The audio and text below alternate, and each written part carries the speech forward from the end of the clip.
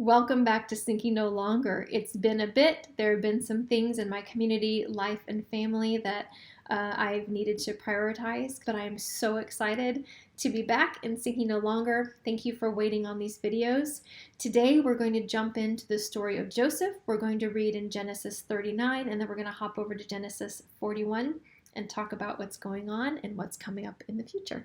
Before we get into today's Sinking No Longer, I want to recap that Jacob had what appeared to be a man come before him and wrestle him. And Jacob and this man wrestled into the morning until this man figure that he was wrestling with touched his hip and caused Jacob to have to stop wrestling. Come to find that when this figure speaks to Jacob, he gives him a new name and calls him Israel, which means he has wrestled with God. And as you recall from the last week that we did on Sinking No Longer, Jacob's name is Israel, and Israel is the father of 12 sons, and those 12 become the 12 heads of the 12 tribes of Israel. Genesis chapter 37.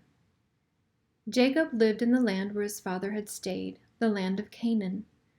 This is the account of Jacob's family line.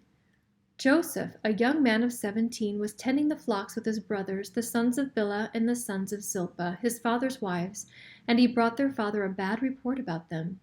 Now Israel loved Joseph more than any of his other sons, because he had been born to him in his old age, and he made an ornate robe for him. When his brothers saw that their father loved him more than any of them, they hated him and could not speak a kind word to him. Joseph had a dream, and when he told it to his brothers, they hated him all the more. He said to them, "Listen to this dream I had. We were binding sheaves of grain out in the field when suddenly my sheaf rose and stood upright, while your sheaves gathered round mine and bowed down to it." His brothers said to him, "Do you intend to reign over us? Will you actually rule us?" And they hated him all the more because of his dream and what he had said. Then he had another dream, and he told it to his brothers. "Listen," he said, "I had another dream, and this time the sun and moon and 11 stars were bowing down to me." When he told his father as well as his brothers, his father rebuked him and said, "What is this dream you had? Will your mother and I and your brothers actually come and bow down to the ground before you?" His brothers were jealous of him, but his father kept the matter in mind. Now his brothers had gone to graze in their father's flocks near Shechem, and Israel said to Joseph, "As you know, your brothers are grazing the flocks near Shechem. Come, I am going to send you with them." "Very well," he replied. So he said to him, "Go and see if all is well with your brothers and with the flocks, and bring word back to me." Then he sent him off from the valley of Hebron. When Joseph arrived at Shechem, a man found him wandering around the fields and asked him, "What are you looking for?" He replied, "I'm looking for my brothers. Can you tell me where they are grazing their flocks?" "They have moved on from here," the man answered. "I heard them say, 'Let's go to Dothan.'" So Joseph went after his brothers and found them near Dothan. But they saw him in the distance, and before he reached them, they plotted to kill him. "Here comes the dreamer," they said to each other. "Come now, let's kill him and throw him into one of these cisterns and say that a ferocious animal devoured him.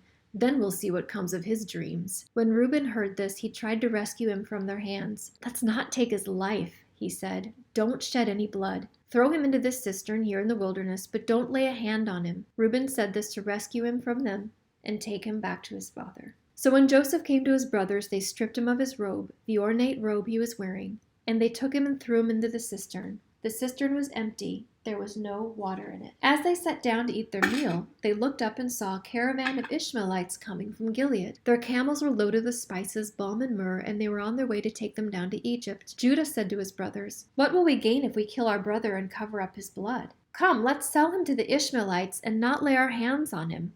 After all, he is our brother, our own flesh and blood." His brothers agreed. So when the Midianite merchants came by, his brothers pulled Joseph up out of the cistern and sold him for 20 shekels of silver to the Ishmaelites, who took him to Egypt. When Reuben returned to the cistern and saw that Joseph was not there, he tore his clothes. He went back to his brothers and said, "The boy isn't there. Where can I turn now?" Then they got Joseph's robe, slaughtered a goat, and dipped the robe in the blood. They took the ornate robe back to their father and said, "We found this.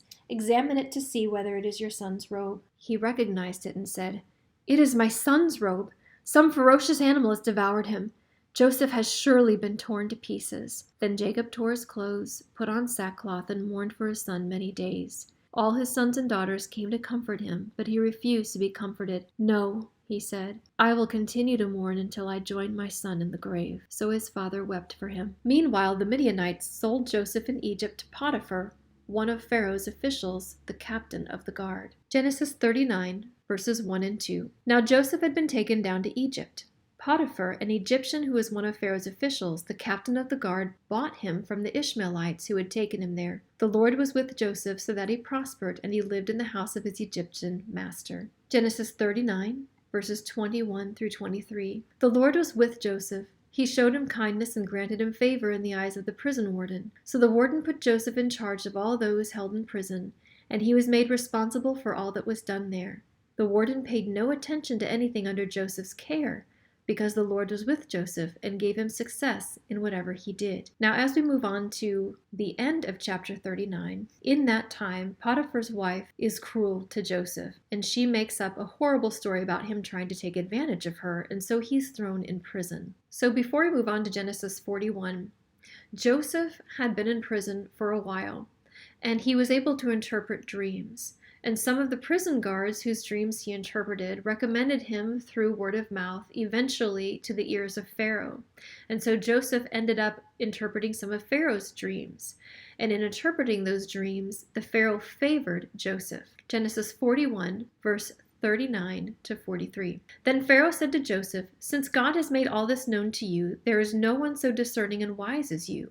You shall be in charge of my palace, and all my people are to submit to your orders. Only with respect to the throne will I be greater than you." So Pharaoh said to Joseph, "I hereby put you in charge of the whole land of Egypt." Then Pharaoh took his signet ring from his finger and put it on Joseph's finger. He dressed him in robes of fine linen and put a gold chain around his neck. He had him ride in a chariot as his second in command, and people shouted before him, "Make way!" Thus he put him in charge of the whole land of Egypt.